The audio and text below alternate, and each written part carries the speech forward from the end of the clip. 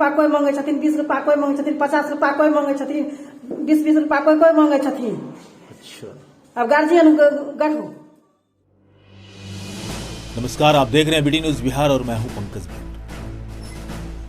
आज मैं आपको बंध्याकरण ऑपरेशन यानी परिवार नियोजन से संबंधित जो ऑपरेशन किए जाते हैं उस ऑपरेशन की वो विभत्स तस्वीर मैं आपको दिखाने वाला हूं जो कि स्वास्थ्य विभाग की आंखें खोलने के लिए काफी मददगार है। जी, मैं ये जो तस्वीर आपको दिखाने वाला हूं ये कहीं और की नहीं, बिहार के एकमात्र औद्योगिक नगरी बेगूसराय के भगवानपुर प्रखंड यानी भगवानपुर पीएससी का, जहां बंध्याकरण शिविर तो चिकित्सकों और वहां के स्वास्थ्य कर्मियों के मेहनत से लगाया जाता है, वहां के आशा बहुओं के मेहनत से लगाया तो जाता है, लेकिन जो विधि व्यवस्थाएं हैं उसमें ना तो चिकित्सा प्रभारी का कोई दोष है और ना ही वहां के सिस्टम का दोष। अगर किसी का है तो वहां उस अस्पताल से जुड़े वरीय पदाधिकारियों का, जिनके द्वारा न तो आज तक उस पीएससी पर ध्यान दिया गया और न ही किसी तरीके की कोई कार्रवाई होती है। जब आपको मैं दिखाऊंगा कि कैसे ऑपरेशन किए हुए महिलाओं को स्ट्रेचर भी है, लेकिन उस स्ट्रेचर को उस रूम तक ले जाने की कोई व्यवस्था नहीं। लोग गोद में उठा करके ऑपरेटेड लेडीज को उठा करके उस कंपार्टमेंट में ले जाते हैं और कंपार्टमेंट भी ऐसा जहां जमीन पर सुलाए जाते हैं बंध्याकरण कराए गए महिलाओं को। अब आप सोच सकते हैं कि कितनी विभत्स तस्वीर है और इस जाड़े के मौसम में जमीन पर एक पेशेंट को सुलाना कहां तक जायज है, जबकि मैं आपको बताऊं कि वहां बेड खाली पड़े हैं। लेकिन बेड की समस्या इसलिए है क्योंकि वो पीएससी है और महज 8 बेड का वो अस्पताल होता है। पीएससी से सीएससी में कन्वर्ट करने हेतु भगवानपुर प्रखंड के पीएससी के चिकित्सा प्रभारी के द्वारा कई दफा बेगूसराय के सिविल सर्जन को लिखा गया, वरीय पदाधिकारियों को लिखा गया, लेकिन इन्हें कोई मतलब नहीं होता है कि पीएससी को सीएससी में हम बदल दें। और बदलना इसलिए भी वाजिब होगा क्योंकि अब पॉपुलेशन पीएससी के लेवल का नहीं है, उस भगवानपुर प्रखंड के पीएससी को अब सीएससी में बदलना चाहिए। मैं इस तरफ विधायक सुरेंद्र मेहता का भी ध्यान आकृष्ट करना चाहूंगा, जो कि बछवाड़ा विधानसभा के विधायक है और भारतीय जनता पार्टी की पहली बार वहां पे जीत दर्ज भी की है।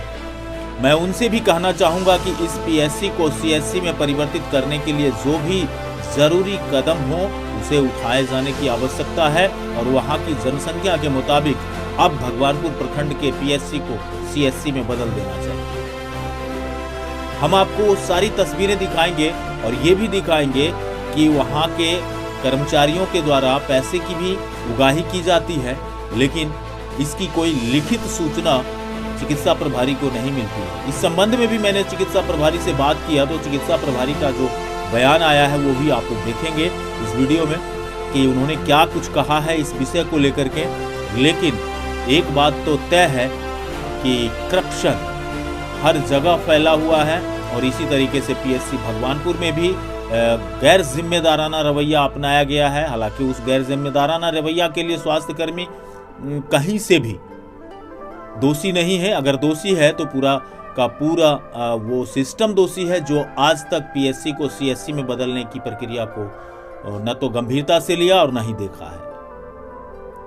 अब बने रहिएगा बीडी न्यूज बिहार के साथ और देखिए कि क्या कुछ वहां की तस्वीरें बयां कर रही है। अगर आपको लगता है आप भगवानपुर क्षेत्र और बेगूसराय क्षेत्र के हैं और आपको लगता है कि आपके प्रखंड के पीएससी को अब सीएचसी में बदल देना चाहिए, तो मुझे लगता है कि इस वीडियो को ईमानदारी से आप लोग शेयर करेंगे और अपनी राय कमेंट बॉक्स में अवश्य देंगे।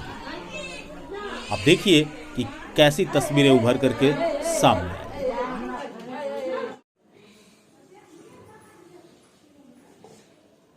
पैसा मांगता है? हाँ, ऑपरेशन करवा लेंगे।